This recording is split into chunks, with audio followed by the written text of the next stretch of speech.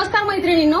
तर उबेरवरनं जी मी ऑर्डर केलेली होती, पाठवली होती कस्टमरला, तर ती मला माझी मिळाली आहे की नाही याच आता व्हिडिओमध्ये सांगणार आहे. पार्ट 1 बनवलेला आहे, तर पार्ट 1 पहिल्यांदा बघा आणि नंतर हा व्हिडिओ बघितला तरी चालेल. तर मला माझी म्हणजे ती रात्र तर माझी तशी टेन्शनमध्ये गेली होती.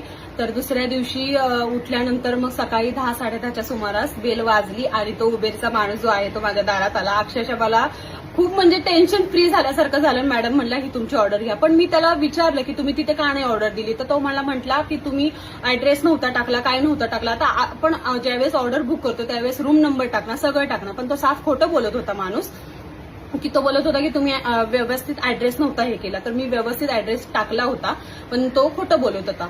सांगण्याचा उद्दिष्ट हाच आहे की तुम्ही देखील असं उबेरवरनं किंवा आणखीन कुठल्या ऍपवरनं जर तुम्ही तुमचं पार्सल पाठवत असाल तर जास्त पैशांचं जर असेल किंवा मोठी तुमची ऑर्डर असेल तर ती एकतर खात्रीनिशी जो कुरिअरवाला आहे त्याच्यातर्फे पाठवा किंवा स्वतः जाऊन द्या. त्या दिवशी मी हा धडा तर चांगले शिकलेले आहे, कारण की माझी ती 2100 रुपयाची ऑर्डर होती. मला असं वाटायला लागलं कुठेतरी मी स्वतः जाऊन दिली असते तर खूप परवडलं असतं, कारण की आपला पैसा तर पैसा जातो, प्लस आपली मेहनत जी लागलेली असते त्याचं देखील आपल्याला खूप टेन्शन येतं. तर असं तुम्हाला देखील कोणाला अनुभव आला असेल तर मला कमेंट बॉक्समध्ये नक्की सांगा.